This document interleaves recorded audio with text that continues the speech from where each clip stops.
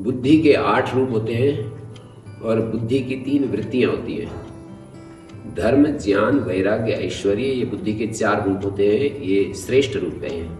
अधर्म, अज्ञान, अवैराग्य, अनैश्वर्य, ये बुद्धि के 4 निकृष्ट रूप गए हैं। बुद्धि धर्म रूप होती है, बुद्धि अधर्म रूप होती है, बुद्धि ज्ञान रूप होती है, बुद्धि अज्ञान रूप होती है। बुद्धि वैराग्य रूप धारण कर लेती है, बुद्धि में ही राग आता है, बुद्धि में ही दृढ़ इच्छा शक्ति होती है।